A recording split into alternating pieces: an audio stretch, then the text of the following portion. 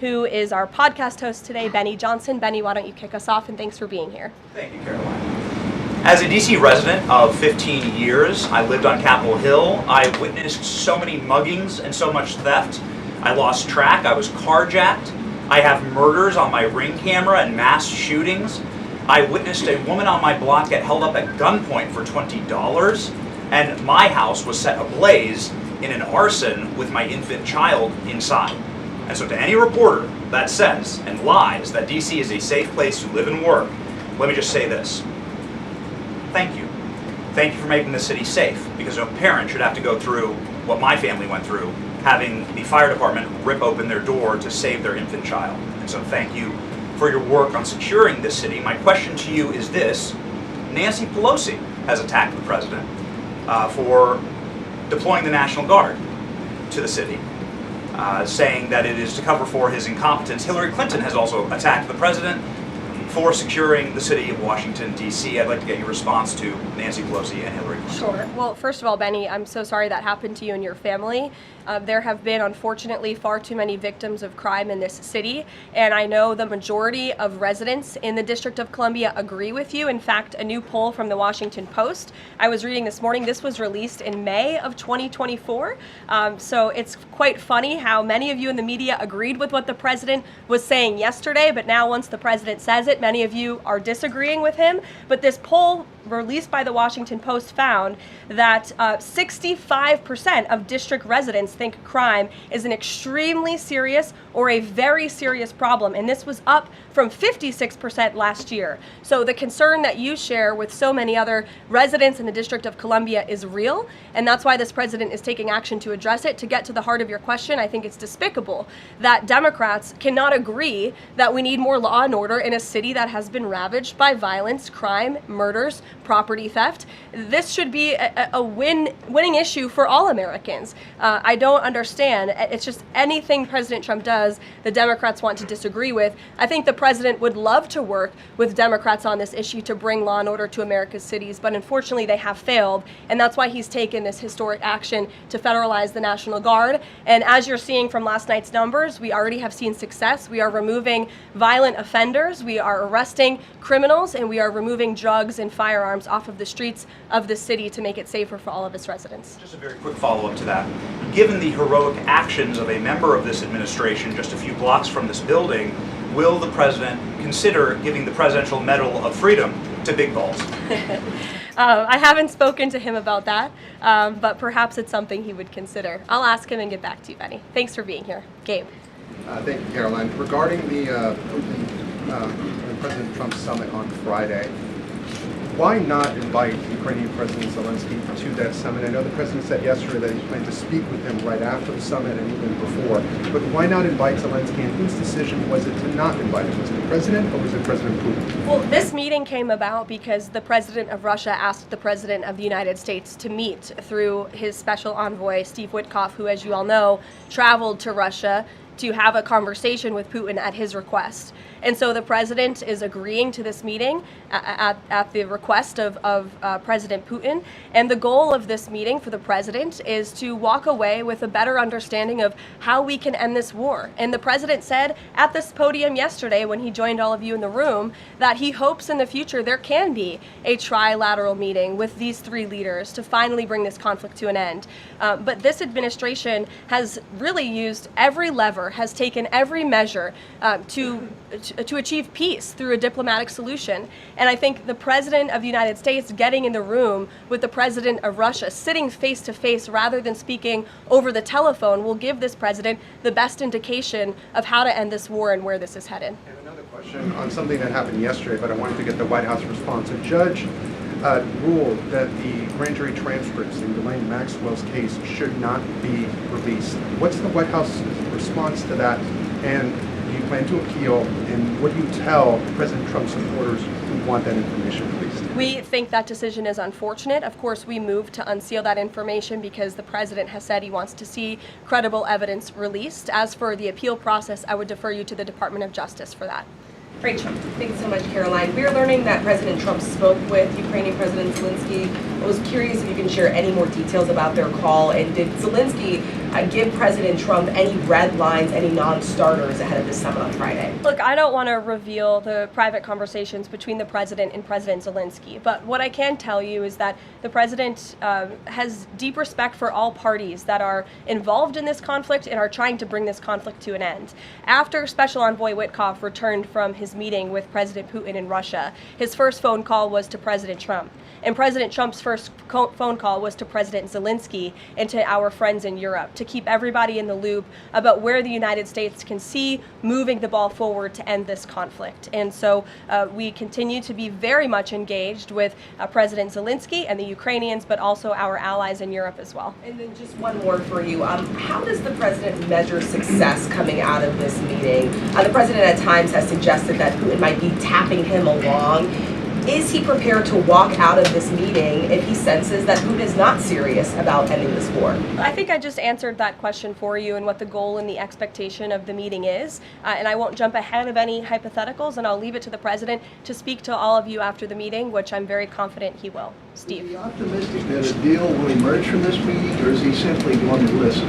I think this is a listening exercise for the president. Look, only one party that's involved in this war is going to be present. And so this is for the president to go and to get, again, a more firm and better understanding of how we can hopefully bring this war to an end. Caroline, how did you settle on Alaska as the site for this? So there were some other sites being discussed. This is like it was a midpoint between the two leaders? There were many sites discussed, but of course Alaska is a state within the United States of America, so the president is very honored and looks forward to hosting President Putin on American soil. Last thing, is there a joint news conference plan, or will the president have a solo one?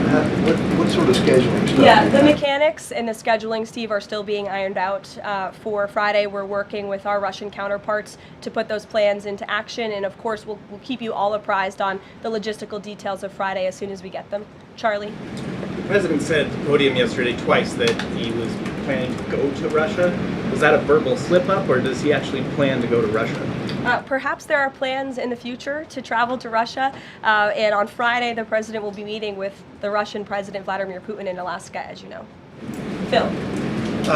Last week, the president said the CEO of Intel was highly conflicted, seeming to cite his past investment with Chinese companies that were doing business with the Chinese military. Yesterday, he called his meeting with that CEO a success. So what can you tell us about what the Intel CEO said to President Trump that changed his mind? The president put out a statement that you cited, Phil. I will leave it at that. He shared his thoughts on that meeting and how it went, and for any further comment on that, I'll leave it to him to make. Will the Bureau of Labor Statistics continue to put out monthly jobs reports?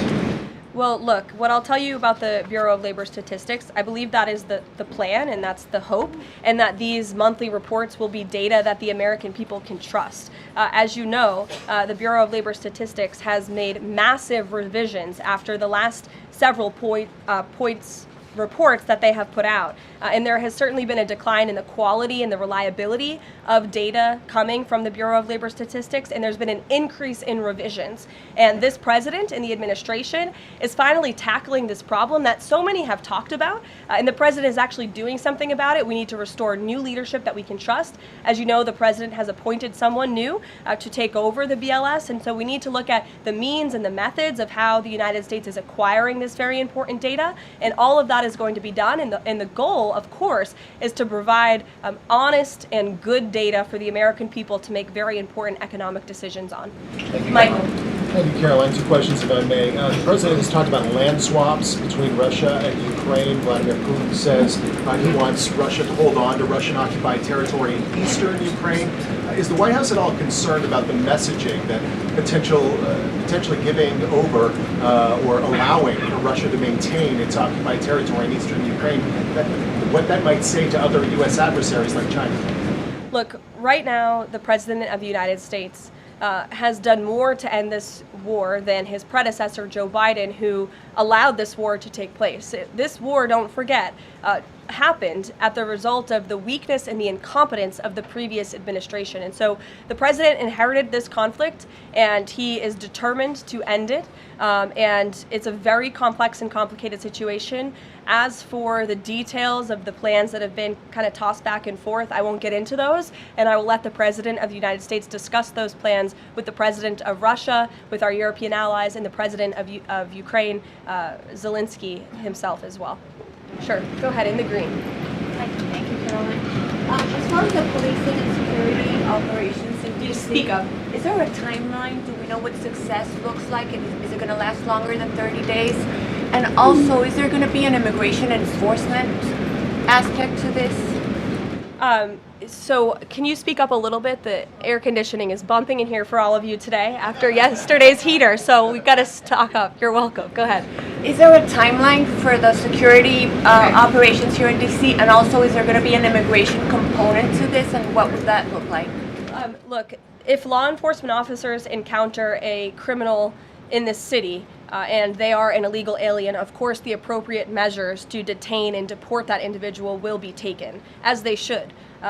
No city should be a sanctuary for anyone other than law-abiding American citizens, and that has been the position of this administration since day one.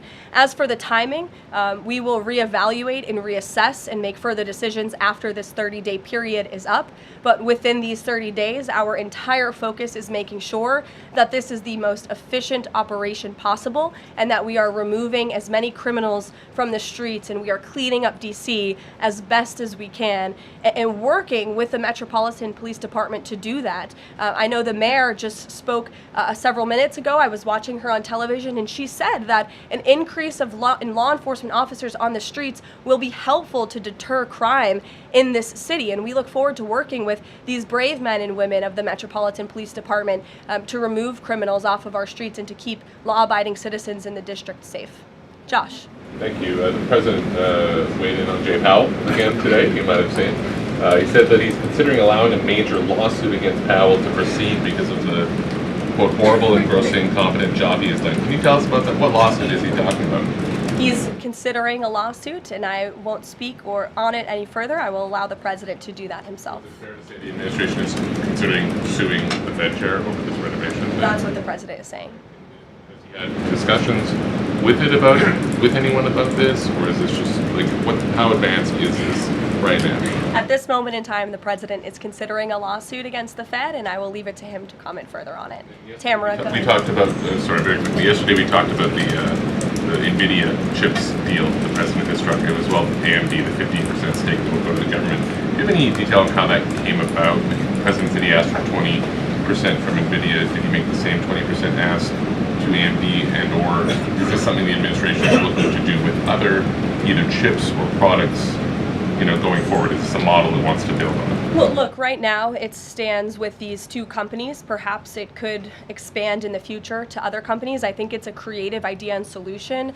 The legality of it, the mechanics of it is still being ironed out by the Department of Commerce, and I would defer you to them for any further details on how it will actually be implemented. But again, this was another idea of the President and his brain trust on his trade team to try to, get good deals for the American people and the American taxpayer. The report that China is discouraging use of the H20 to some companies. Since we're reporting that overnight there was private guidance sent to companies not banning the chip but urging them to steer away from it. I wonder if you have any response to that. I haven't read the report. I will, and we'll get you a comment on it. Tamara. Thank you.